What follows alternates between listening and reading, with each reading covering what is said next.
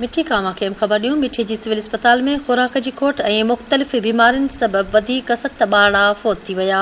ग़िज़ाई खोट सबबि 1 महीने जे अली नवाज़, 1 महीने जी मूमल, 11 महीननि जी बंभरलाल ऐं इब्राहिम समेत 7 ॿार फ़ौत थी विया आहिनि। हलंदड़ महीने दौरान ग़िज़ाई खोट सबबि फ़ौती ॿारनि जो अंग 32 थी वियो आहे। खे आगाह कयूं पिया। ॻोठाणनि जो चवणु आहे त सिविल अस्पताल मिठीअ समेत थर जे सरकारी अस्पतालुनि में के बि सहूलियतूं न आहिनि ऐं दवाउनि जी बि शदीद खोट आहे। खे आगाह करे रहिया आहियूं। मिठीअ जी सिविल अस्पताल में खुराक जी खोट ऐं मुख़्तलिफ़ बीमारियुनि सबबि वधीक 7 ॿार फ़ौत थी विया आहिनि। ग़िज़ाई खोट सबबि 1 महीने जो अली नवाज़, 1 महीने जी मूमल, 11 महीननि जो बंभरलाल ऐं इब्राहिम समेत 7 ॿार फ़ौत थी विया आहिनि।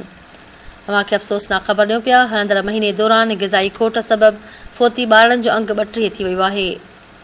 जॾहिं त ॻोठाणनि जो चवणु आहे त सिविल अस्पताल मिठी समेत थर जे सरकारी अस्पतालुनि में के बि सहूलियतूं न आहिनि ऐं दवाउनि जी शदीद खोट आहे।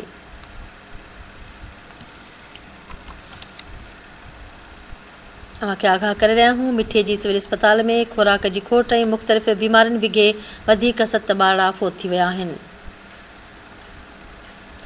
ग़िज़ाई खोट सबबि 1 महीने जो अली नवाज़, 1 महीने जी मूमल, 11 महीननि जो बंभरलाल ऐं इब्राहिम समेत 7 ॿार फ़ौत थी विया।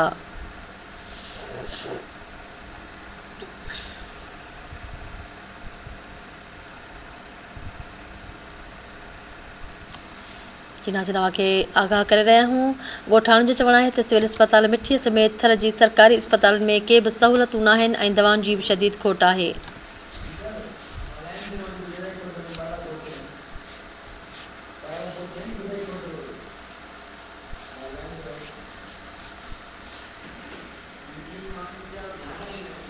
नाज़रीन, खे आगाह कयूं पिया। धरती टीवी न्यूज़ जो रिपोर्टर मिठी खां इम्तियाज़ धाराणी लाइन ते मौजूदु आहे। जी इम्तियाज़, कहिड़ा तफ़सील आहिनि?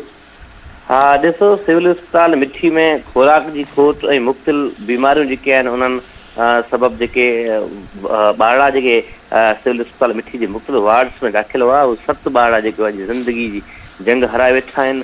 जेके ॿार फ़ौत थी विया आहिनि उन्हनि में 1 महीने जो अली नवाज़ ऐं 1 महीने जी मूमल दी सारंग, 11 महीने जी समीता ऐं भंवरलाल, इब्राहिम ऐं भुगड़े जा जेके ताज़ा ॼमियल ॿार जेका फ़ौत थी चुका आहिनि सिविल अस्पताल मिठी में। हलंदड़ महीने में जेको फ़ौती ॿार थिया आहिनि उन्हनि जो अंग जेको आहे 32 आहे ऐं हलंदड़ साल में 154 ॿार जेके आहिनि मौत जो ख़ाज बणिजी चुका आहिनि। सिविल अस्पताल मिठी में हींअर 60 खां वधीक जेके अहिड़ा ॿार आहिनि जंहिंजी हालत जेको आहे ॻणती जोगी ॿुधाई पई वञे ऐं उहे मुख़्तलिफ़ वार्ड्स में जेके आहिनि उहे दाख़िल आहिनि जंहिंजो इलाजु हलंदड़ आहे। हिकिड़े पासे सरकार जी इहा दावा आहे त थरपाका जे अस्पतालनि में असां सहूलियतूं जेको सिहत जी सहूलियतूं जेको आहे उहो पूरियूं करे छॾियूं आहिनि, पर जेके हिते जा वार्स जेके ॿारनि सां गॾु अचनि था हुननि जो जेको एहतियात जे दौरान जेको हुननि जो आऊं आहिनि उहो ॿुधनि, उहो जेको आहे मीडिया जेके ॿुधाइनि था त जेके असांजे ॿार गुलनि जहिड़ा मासूम ॿार जॾहिं अस्पताल खणी ईंदा आहियूं त हिते असां वटि का बि सहूलियत जेको आहे उहा नथी मिले।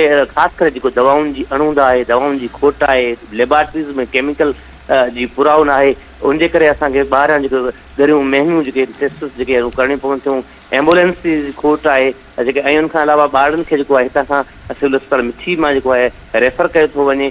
ही मजमूई सूरत हाल आहे सिविल अस्पताल मिठी जी। उनखां अलावा थरपाका जा मुख़्तलिफ़ ॻोठ आहिनि, उन्हनि में गवर्नमेंट डिस्पेंसरीज़ आहिनि, GD BHU basic health units आहिनि। उन्हनि में जेको आहे ही सूरत हाल जी ॻोठाणा असांखे अपडेट्स ॾियनि था मुख़्तलिफ़ ॻोठनि खां त हुते सहूलियतुनि जी अणूंद आहे। मासूम ॿार जेको आहे ग़िज़ाई खोट जे करे फ़ौत थी चुका आहिनि। हिते जेके आहिनि मुख़्तलिफ़ वार्ड्स कान कया आहिनि जेके आहिनि उहो उनमें जेके आहिनि डॉक्टर्स आहिनि, पर जेको आहे हुननि जी हिकिड़ो दवाउनि जी खोट जे करे जेको आहे एहतियात मुख़्तलिफ़ वार्स कंदड़ आहिनि।